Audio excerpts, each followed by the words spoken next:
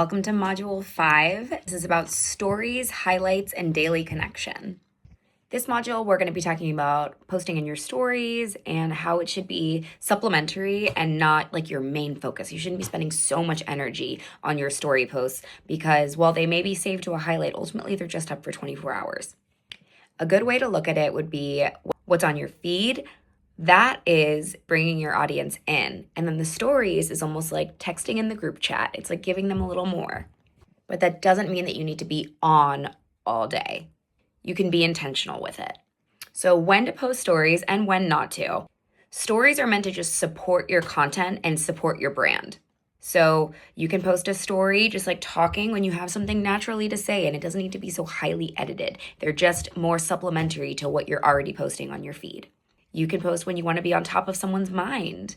You can post when you have more context about a reel or a post, like maybe you post a picture of a spring outfit that you wore, and then you post a story sharing that post, and then a frame talking about how if you love spring attire, make sure to follow my Shop My account where you could see all of my spring outfits or my Pinterest board or whatever. It could almost as if like what you would put in a caption, but more direct, more conversational. Sometimes people aren't going through feed, they're just watching people's stories. So it could drive traction to that post. You could post stories when you want feedback about something, like you could have a poll or a blurb that asks people for advice. What you don't need to do, you don't need to be posting such highly edited, time-consuming frames. It doesn't need to be perfectly curated content. It doesn't need to be consistent updates. It doesn't need to show every single detail of your day. In fact, a lot of my stories, a lot of what I post are just resharing and reposting things, maybe of other local businesses. I do a series where I share job openings.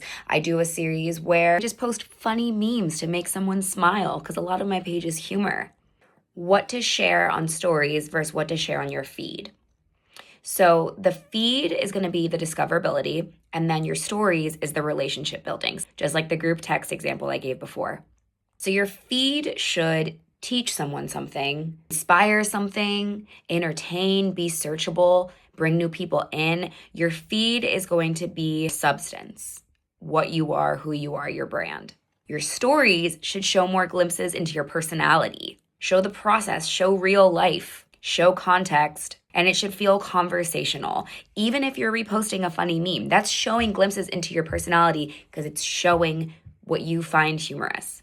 Stories are a great way to harbor connection with your audience because while engagement is so important on your feed, it also helps people feel connected to you when they can engage in a way that's welcomed. So with stories, you could do things like doing a poll, doing a quiz, doing a this or that, advice columns. There's so many ways that encourage people. It prompts you with like a little bubble that you type in. You could do trends, like your top 6 pictures for March, and then there's usually something that says add yours to where people will click on it and then do it themselves. And it's also just a really good reminder for people who might not have seen one of your videos pop up on their feed lately and aren't necessarily searching for you, that you exist, that you're relatable, that you're still posting amazing content, and that you're consistent. Now let's talk about highlight reels. Highlight reels are basically your page's table of contents. So when someone lands on your page for the first time, your highlight reels will show them, what do you do? What do you care about? Why should people follow you?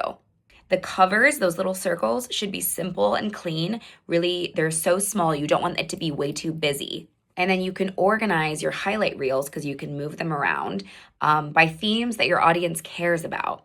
So if you are a food influencer, you wouldn't just have a highlight that just says food, but you would do things like burgers, date night, kid friendly, coffee shops, or just coffee, whatever.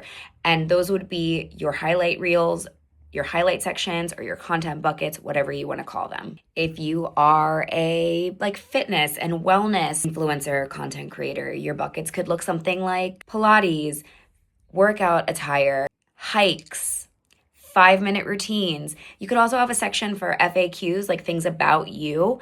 You could do stuff about like reviews, lifestyle, about me, work with me. The way that your highlights are being accumulated from your stories, not your feed. So anything that's posted to your stories can then be added to your highlight reels.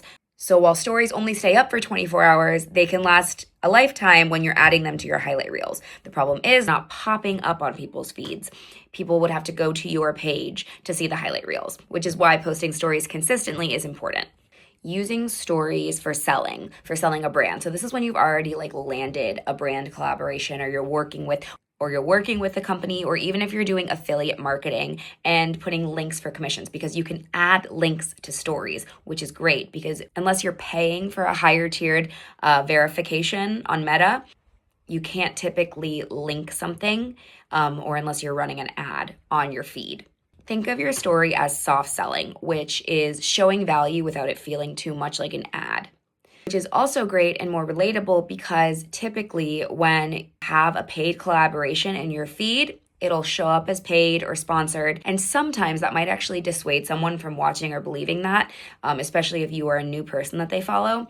Whereas a story, you could just do kind of like a soft selling, like show how you're actually using it, explain why you really like it, share a real moment using the product or being at the store or establishment, show before and afters, talk through making a decision. So it feels a lot more relatable and not so much salesy because your audience doesn't want to feel sold to. Because your stories don't have to be so polished. They don't have to be edited a certain way. It doesn't have to fit into a small time window that's been mutually agreed upon. You can kind of ramble. You can kind of just post a real clip of you talking about this product that you got hired and paid to post in your feed. We've talked a little bit about different ways to engage with people in your stories. I wanted to dig a little deeper with that, with things like polls, questions, engagement stickers, and give some examples. A poll could be something like, what would you choose for dinner tonight? Pasta or a prepared meal. You see the different votes, and that makes people want to engage with you more. Question box could be, what's the best summer camp to send your kids to? Or even something about marketing. What's the hardest part about posting consistently? You could do quizzes like, where's the best pizza spot in Connecticut? Or which vacation is the most kid-friendly? These are low effort for you and your audience, and they have high engagement. So to summarize, stories will allow you to stay on top of somebody's mind. It builds trust with your audience. It shows your personality. It helps you to soft sell something, but in a natural way. It creates consistency without the burnout. And it's your curation for what you can add to your now highlight reels. This is the end of Module 5. Please continue to Module 6.